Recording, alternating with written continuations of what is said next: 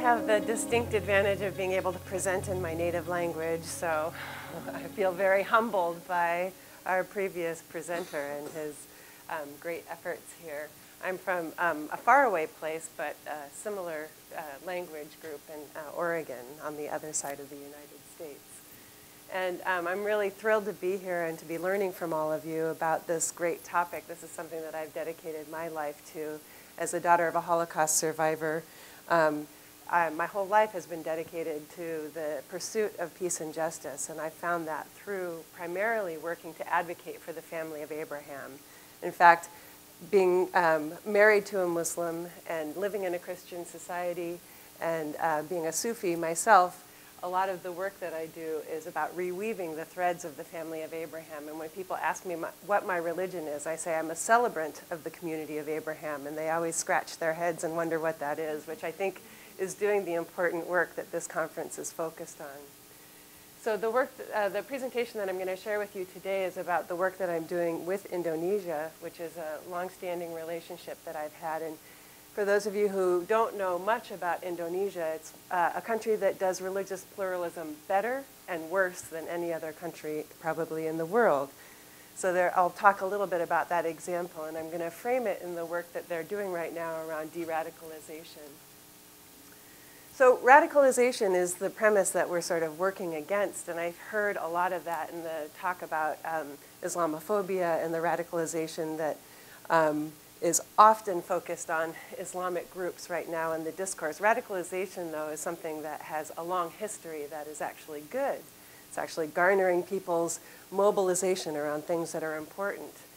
It's also bad in the United States, where we have right-wing radicalization and xenophobic radicalization that's happening in the current political election that's polarizing our country so much. But there's a lot of consensus around what radicalization is in terms of political theory right now. And it's looking at all of the things that create this otherification or emnification or polarization that we've been talking about. Where there's a lot less consensus, however, is what de-radicalization is. And de-radicalization is any effort aimed at preventing radicalization from taking place. So anything that's not radicalizing may be de-radicalizing, especially if it's focused on preventing it. So, and also that the path to de-radicalization is not necessarily the reverse of the path to radicalization. And in de-radicalization or disengagement and counter-radicalization, it is difficult to identify what works and what does not work in general terms because local contexts matter so much. And that's something that all of your presentations, I think, have done a great job of pointing to. We can't just take the magic bullet or the magic pill or one way of going about the task. There's contextual significance and cultural significance and religious significance to all of the ways that we might be effective in de-radicalization. So this is the kind of PowerPoint slide that I hate because it's got way too much information on it, but in the effort to try and keep my presentation brief and to give you access to my paper if you're interested in knowing more about this, I want to talk a little bit about how I imagine de-radicalization. And in this scheme of political theory, again, or political science anyway, de-radicalization is considered in hard ways and soft ways, right? So the hard ways, and in Indonesia, they've been advocates of hard de-radicalization, which is looking at how to persecute terrorists, right? And isolation and things that work in terms of de-radicalizing people who have charismatic capacity to shift movements or to move people into radicalized realities. My focus is on more of the soft realm, which is, I think, again, the focus that this conference has been emphasizing, this unity and diversity, this idea that there are critical ways that we can build connection, we can weave relationships, and we can build bridges between different people. So I come from a background in violence prevention, which has borrowed a lot from public health. The practice of public health looks at different things that are dangerous to society. And violence, not surprising to anyone in this room, is dangerous to society. And the epidemiology of public health has influenced our discourse and our understanding of how we can prevent violence and how we can minimize injury and death as a result of violence. And it's based on 3 categories, which I'm just going to share really briefly with you.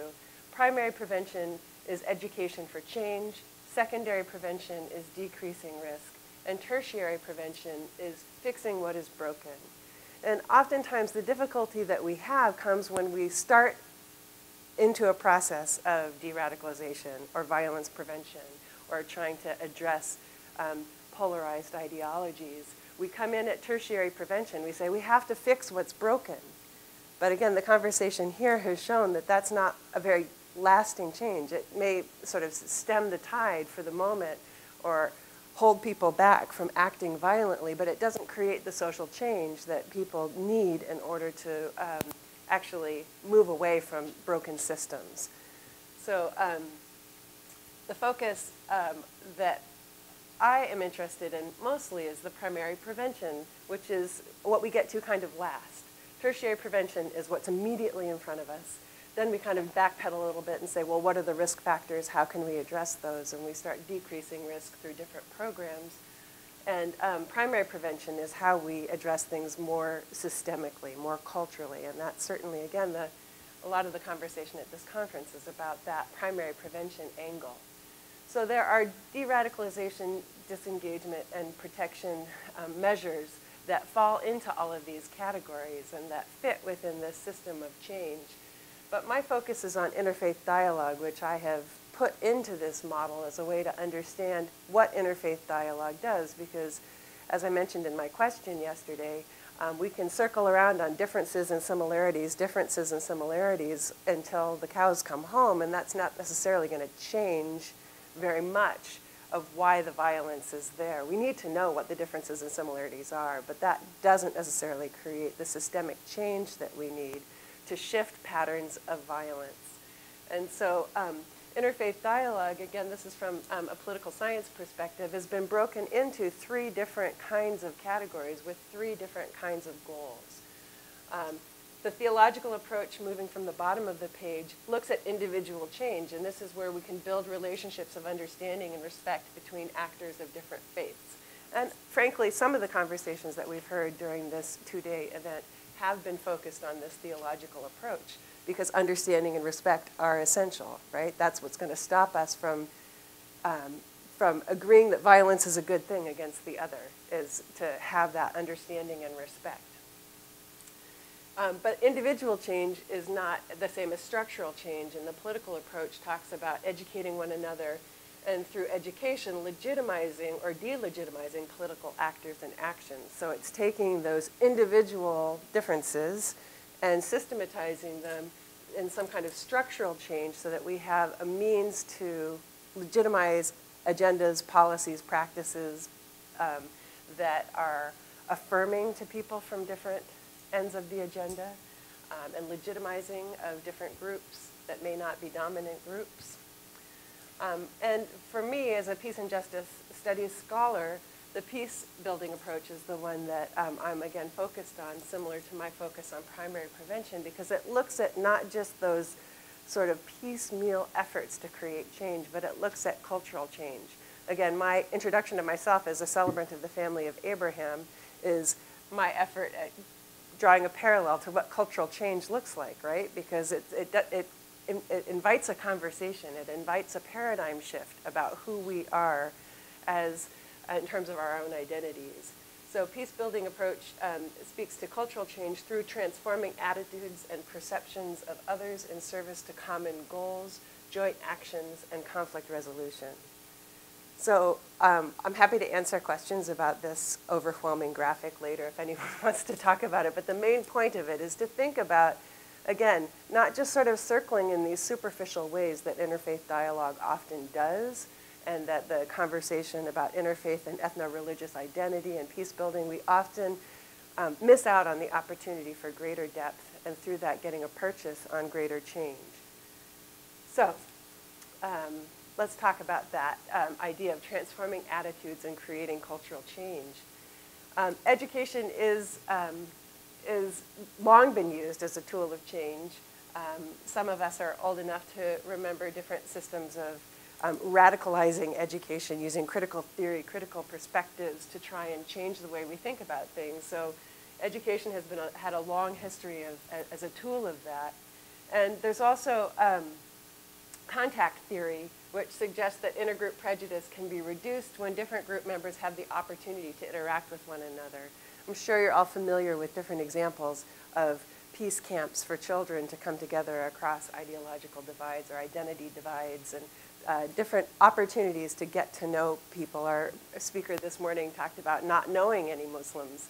Well, if you don't know any Muslims, it's easy to subscribe to ideas of Islamophobia. Or if you don't know any Jews, to subscribe to ideas of anti-Semitism. So when we have the opportunity for contact, then we have an opportunity to transcend that. Intergroup contact theory is predicated on the idea that our dislike of the other or hatred of the enemy is based on inaccurate attribution of their character.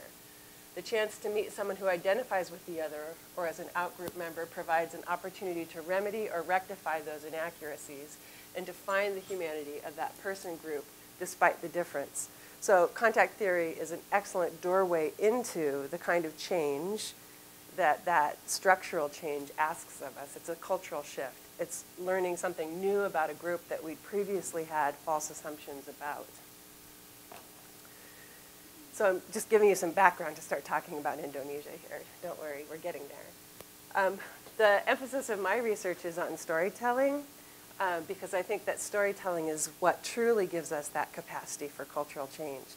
I can meet a Muslim, I can meet a Jew, I can meet someone who is part of a group that's otherized, but until I hear their story, I may still be unmoved, right?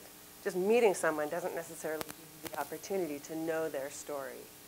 So storytelling is an opportunity to counteract the trends of polarization and radicalization, and a lot of, certainly listening to Trump's rhetoric in the United States, it's violence legitimizing narratives, right?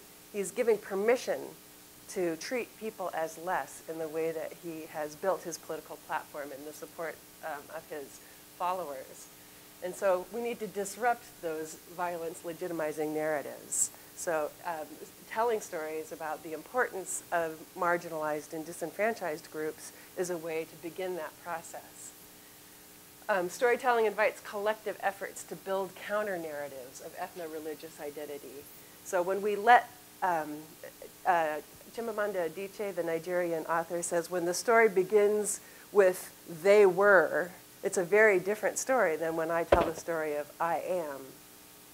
And so how do we tell our own stories or tell stories that are authentic or challenge the stereotypical narratives about people in favor of more authentic counter-narratives of who we are, what ethno-religious identity means. Storytelling operates as a peace-building process that forges common ground and ultimately co-creates emergent narratives of collaboration and reconstruction. So when we have that common ground, and again, I've heard that theme of finding common ground, but finding it is not enough. We need to actually build co-developed emergent narratives that talk about our capacity to work together. And the Interfaith Amigos do a great job of that, right? They're not just pointing at each other saying, oh yeah, we have things in common, but they're co-creating new narratives of understanding of that collaboration and hopefully inspiring all of us to imagine what's possible there. Storytelling creates an invitation for the restoration of dignity, and dignity is one of those words that we need to be using a whole lot more, especially when we're talking about inter-ethnic identity and inter-religious dialogue, opportunities for collaboration and peace building among different groups. Dignity, I think, is one of those words we need to continually repeat and remember because it's something that's so easily lost. And again, in today's political discourse in the United States, we see the lack of dignity that is present. So, dialogue in this peace-building method is an opportunity to learn, understand, and create relationships of sustainable security. Lowry and Littlejohn did a lot of their research well, they did a lot of different research, but they were very active in researching the Indonesian conflict in Ambon, in the Moluccas, the Spice Islands in eastern Indonesia. And they found that dialogue was an incredibly effective tool at creating change. Arnett and Arneson also described the goal of dialogue as providing a means to establish new relationships where a common story can be co-created by a whole community. So this is what happened in Indonesia. Again, like much of what has been talked about, a lot of the religious conflict that happened had very little to do with religion and more to do with the legacy of colonialism, the legacy of politics, the polarization of different groups. But there has been a spate of, or there has been over time, multiple incidents of violence, particularly between Christians and Muslims. And so Indonesia has within it, even though it's one of the most popular, it's the most populous Muslim country in the world. So there are more Muslims in Indonesia than there are in other places in the world, and some would argue than all other places in the world combined. But it has within it a constitution that invites pluralism, that recognizes and respects and protects religious pluralism. But there are huge economic disparities, political interests, and hatred that has come through that history of post-colonial inequity. And because of this conflict, there's been some wonderful opportunities for people to come together across religious divides. And in Ambon in particular, there's been quite a bit of study of this and some wonderful remedies that have come up. One of the things that's most powerful about what's happened in Ambon is that they have really shown how when people hold each other accountable through community relationships and conversation, there's less likely to be the spikes in violence that there are in other places. And so this peace-building transformative dialogue, interfaith dialogue, was one of the key factors in turning the violence around in Ambon and ultimately stopping it. There hasn't been an outbreak in many years. And there's been this whole effort of, they call themselves the peace provocateurs, and they work to continue the interfaith dialogue and interfaith engagement to collectively collaborate on solutions to the continued problems that exist within that list. So as a very brief introduction, as I say, my paper that you can read has far more detail about all of these issues.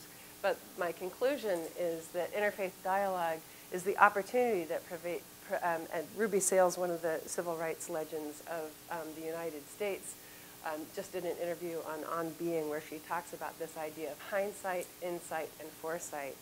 And I think interfaith dialogue is a place in which we can revise our hindsight. A lot of the literature on interfaith dialogue talks about recreating or recrafting narratives of the past, so that the storytelling of the past is sometimes what incites the violence in the future, because we have different ideas of what happened in the past.